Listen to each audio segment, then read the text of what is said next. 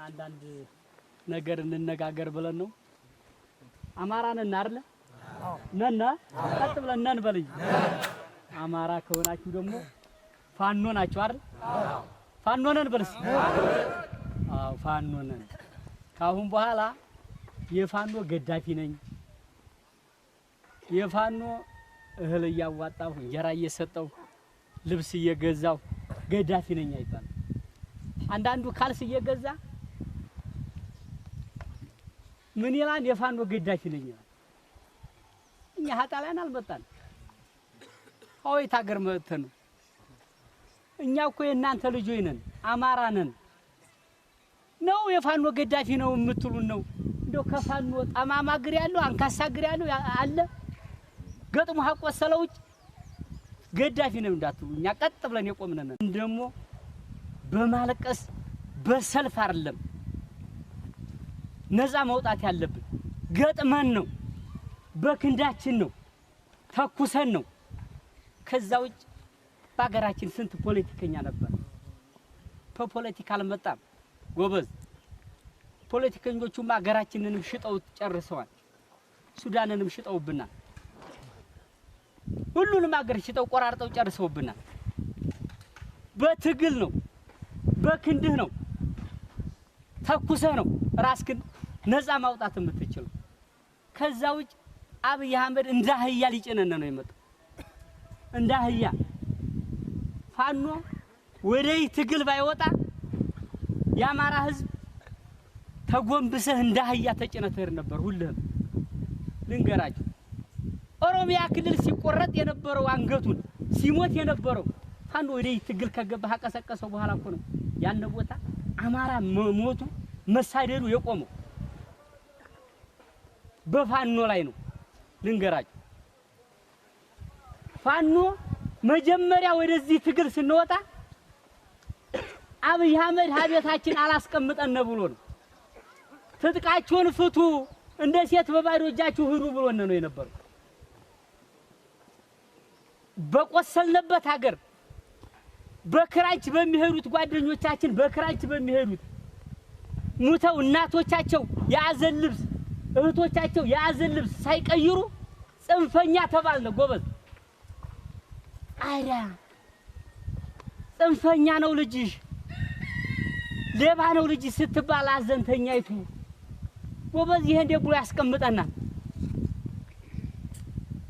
በተንኮል ፖለቲካ በስልጣን ሽርኩቻ ህወሓት ጋር ባደረጉት ስንት ወጣት እንደ ቅጠል ረገፈ። ልንገራችሁ፣ ሆን ብሎ ነው አብይ አህመድ፣ ሆን ብሎ እኛን ለመጨረስ ወጣቱን ለማድቀቅ ያደረገው ሴራ ነው። ይሄ ነገር እንደሚመጣ ያውቀዋል። አማራ እንደማይነካ ያውቀዋል። ምክንያቱም እንደ አህያጭን አለው ሲለው አልጫንም እንደሚል ስለሚያውቀው በዛ ሰዓት በተንኮል ገብተን ጀግኖች አንበሳ እያለ ባልሆነ ፖለቲካ ስንት ወጣት ጨርሰናል። የአማራ ልዩ ኃይል አሳምነው ጀነራል አሳምነው ጥጌ ያሰለጠናቸው ልዩ ኃይል ወዴት ይሄዱ ይመስላችኋል? አድማ በታኝ ሆነው እኮ አይደለም፣ ምንሻ እኮ ሆነው አይደለም። ጀግና ጠንካራ ጀግና ያሰለጠናቸው ነበሩ። ቅራቃስ ወስዱ አብይ አህመድ በሰባራ ክላሽ እኮ ነው ያስጨረሳቸው። ሙሉ ጀግናው አለቀ። ይሄ ዲቃላው ነው አሁን አድማ በታኝ ሆኖ የተቀመጠው። ዲቃላው እናት አባቱን የማያውቀው ጀግኖቹ አልቀዋል ጎበዝ። ይሄ ነገር እንደሚመጣው እኮ ዲሽቃ እንኳን ሳይሰጣቸው አሁን ግን ዲሽቃ ሚዝለታቶ በአንድ ሻምበል 3 ዲሽቃ ነው እያያዘ ያለው። የኛው ወንድሞይ ግን በሰባራ ክላሽ በማይተኩስ መሳሪያ ሙተዋል ጎበዝ። ይሄ ነው የሚያንገበግበን ነው። በዚህ ነው ተነስተን ሀይ ትግል የገባ ነው። አሁን ደግሞ የትግላችን ውጤት ክላሽ አስፈታለሁ ካለው እኛ ሁሉንም ቀምተነዋል። አብይ አህመድ ብልግና ሆኖ ነው የመጣው። ልንገራችሁ፣ ብልግና ሆኖ ነው የመጣው። ሙሉ ትጥቁን ተረክበነዋል። ዝም ብሎ ነው አለሁ የሚለው የማይሆንለትን በወዳ በወዲህ ሙሉ አገሩ ጋር የሚያጎራው ዝም ብሎ ነው ልንገራችሁ አይሆንለትም እሺ ማንኛውን አገር ነው እየመራ ያለው ማንኛውን ቀበሌ ነው እየመራ ያለው ወልዳያን ብትል ኮምቦልቻን ብትል ደሴን ብትል እኛ እዚህ ኩነን እኛ ነን የምንመራው ልንገራችሁ እሺ ስልክ ደውለን ናውጣ ብለን ያልወጣ ካለ አመራር ካለ ማታ ዋጋ እንደሚሰጠው ያውቀዋል ተሽከርክሮ ነው የሚመጣው ፋኖ እኮ ነው ህግ እያስከበረ ያለው አሁን ህግ እያስከበረ ያለው ፋኖ ነው የአብይ አህመድ ህገ መንግስትንማ እያፈረስነለት ነው የማይጠቅም ህገ መንግስት ገዳይ የሆነ ህገ መንግስት ነው የአብይ አህመድ ህገ መንግስቱን እስከምንቀይረው ድረስ ፋኖ ነው የሚያስተዳድረው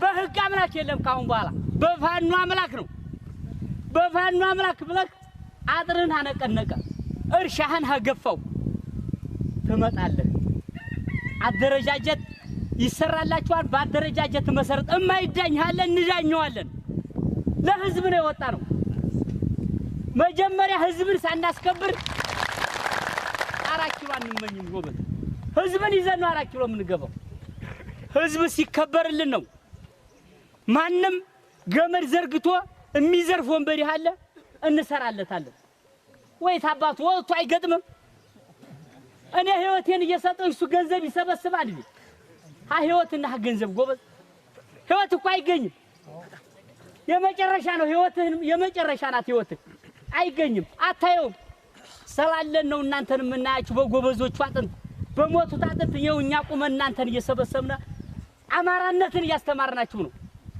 ጀግኖቹ በሞቱት ነው ጎበዝ ሁሉም ሞተ መታገል አለብህ በቃ ከንፈር መምጠጥ ምንም አያስፈልግም ማቅራራት ምንም አያስፈልግም ወጥተህ መግጠም አለብህ ገጥመህ ማሳየት አለብህ አማራነትን ማስከበር አለብህ አባቶቻችን እናንተ እኮ ነው ያየነው ጎበዝ አሁን ምን ልታስተምሩነ ነው ተውት ተጫኑ እንዳያለቱሉነ ነው አንጫንም አባቶቻችን አይተናል አትፍሩ ፈርታችሁ አትድኑም ጎበዝ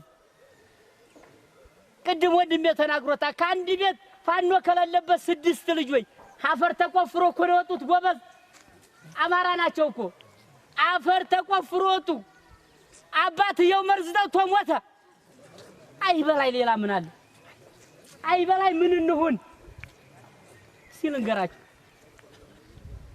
ይሄ ግፍ እየደረሰብ አሁንም ተቀምጬ ወጭ በያቤት ሞታለሁ አልክ አንተ ታውቃለህ አትድንም የሚወረወረው መድፍ የሚወረወረው ሞርተር